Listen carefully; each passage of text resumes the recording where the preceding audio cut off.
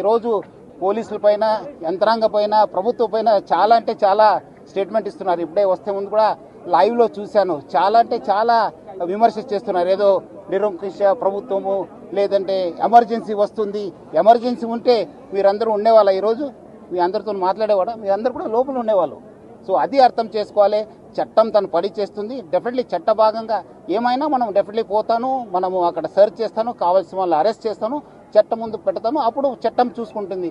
So అందుకు ఎవరు కూడా మీరు విమర్శ చేయవచ్చు, కానీ వాళ్ళు చరిత్ర హాని చేయడం కానీ వాళ్ళపైన ఏం ఆధారం లేకుండా చేయడం చాలా బాధము. డెఫినెట్లీ చట్టం తన పని చేస్తుంది. అంటున్నారు కదా, రాత్రి ఎన్టీవీ దేవి ఇంటికి వెళ్ళి చాలా అసభ్యంగా బిహేవ్ చేశారని ఆమె చెప్తుంది. సిఇఓ ఎన్టీవీ సిఇఓ వాళ్ళ వైఫ్ తోని కూడా చాలా అసభ్యంగా బిహేవ్ చేశారు. ఇది పోలీసింగ్ కరెక్ట్ పోలీసింగ్ అని అనుకుంటున్నారా? అంటే వాళ్ళు ఎందుకు కావాల్సిన వాళ్ళు కాదా? మనం పిలిపిస్తే రావాలి కదా. వాళ్ళు కాకుండా ఈరోజు ఒక మీ రిపోర్టరు మనము ఎట్లా పోవడానికి, రాత్రి పోవడానికి ప్రయత్నం చేశారు. ఏ ఆధార్ పైన పోతున్నారు? 5:30 టికెట్ బుక్ చేసి బ్యాంకాక్ పేరుతో వెళ్తున్నారు. కావాల్సింది ఆనే మనకు కోఆపరేట్ చేయాలి కాదని, చేయకుండా ఎందుకు పారిపోతున్నారు? ఎందుకు పోతున్నారు? మనం అలాంటి ఉన్నప్పుడు ఆయన ఇంటికి పోయినప్పుడు వాళ్ళు ఎందుకు మనకు కావాల్సిన వాడు వస్తానని చెప్పి వెళ్ళిపోయారు. ఎక్కడికి వెళ్ళిపోయారు అని ఈ రోజు కూడా పతా లేదు. ఎందుకు? చట్టం ముందు రండి కదా, చట్టంని ఫేస్ చేయండి కదా, అధికారం ముందు రండి. ఇన్వెస్టిగేటింగ్ సహకరించండి. ఎందుకు పారిపోతున్నారు?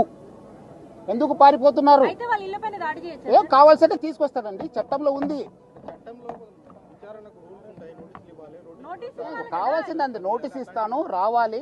వచ్చినప్పుడు మనకు పోతాను, ఇన్వెస్టిగేషన్ ఏం ఆధారం ఉంది దాని ప్రకారం చేస్తాను. మనం అదేం అట్లా ఏం లేదు, మనకు కావాల్సిన వాళ్ళు రావాలి, తీసుకొస్తాను. ఏముంది చట్టం?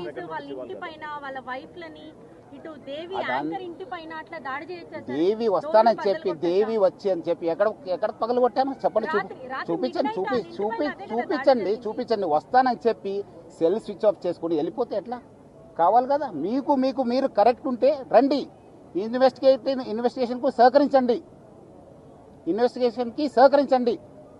మీరు తప్పు చేయకపోతే ఎందుకండి భయము? ఎందుకు భయము? మహిళా ఆఫీసర్ని ఇట్లా అగౌరవపరుస్తారా? ఏం ఆధారం ఉంటుంది మీ దగ్గర? వాళ్ళు ఎట్లా జీవించాలి? వాళ్ళ కుటుంబంలో ఎంత పరిస్థితి? సిట్ అంటేనే ఇన్వెస్టిగేషన్. సిట్ కంటే వేరే ఇన్వెస్టిగేషన్ కి సిట్ కి ఏం వేరే ఏం లేదు మేడం. సిట్ ఎందుకు వేయాలండి నోటీసు? మనకు కావాల్సిన వాళ్ళు పిలిపిస్తాను, ఎంక్వైరీ చేస్తాను, మీరు రండి. పిలిపించినట్లు రావాలి కదా. ఎందుకు పారిపోతున్నారు? ఏదో నేను బ్యాంకాక్ వెళ్తున్నాను సార్, నేను ఇప్పుడు మీ సిఇఓ గారు ఎక్కడ ఉన్నారండి? రావాలి కదా.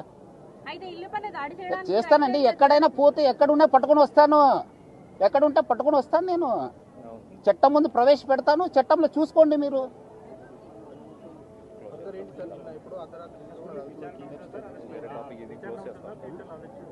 ఏది చట్టం తన పని చేస్తుంది. కావాల్సిన వాళ్ళందరూ కూడా తీసుకొస్తాను.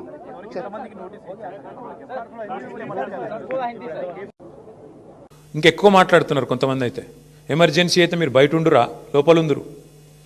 ఎవరు ఎక్కడుండాలో కాలం నిర్ణయిస్తుంది, ప్రజలు నిర్ణయిస్తారు. ఒళ్ళు దగ్గర పెట్టుకుని ఉంటే మంచిది.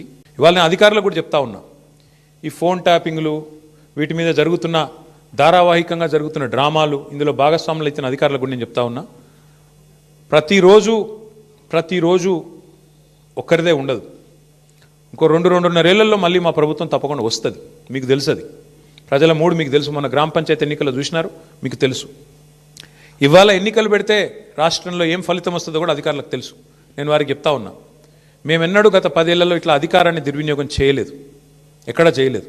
ముఖ్యంగా పోలీస్ వ్యవస్థను ఇంత అడ్డంగా దుర్వినియోగం చేసి ఏదైతే ఇవాళ నాటకాలు ఆడుతున్నారో వాళ్ళందరికీ నేను ఒకటే చెప్తా ఉన్నా, మీరు బలవుతారు, మధ్యలో మీరు బలవుతారు. రేవంత్ రెడ్డి రాజకీయ క్రీడలో మీరు బలవుతారు. మొన్నెట్లయితే కాంగ్రెస్ పార్టీ అంతర్గత కుమ్ములాటల్లో, ఆధిపత్య పోరులో జర్నలిస్టులు బలైనారో, రేపు నేను చెప్తున్నా, మీరు భాగస్వాములు అయితే అధికారులు మీరు బలవుతారు. గుర్తుపెట్టుకోండి. రిటైర్ అయిన వాళ్ళని ఏం చేయలేరు భవిష్యత్తులో బీఆర్ఎస్ వాళ్ళు అనుకుంటురేమో, దానికి కూడా మాకు రేవంత్ రెడ్డి గారే తోజు పెట్టిండు. రిటైర్ అయిన అధికారులను కూడా తీసుకొచ్చి 40 రోజులు జైల్లో పెట్టినాడు. కాబట్టి రిటైర్ అయిపోతాము, తప్పించుకుంటాము అనుకునే వాళ్ళకు కూడా నేను చెప్తా ఉన్నా, ఎవరు ఎక్కడికి పోలేరు.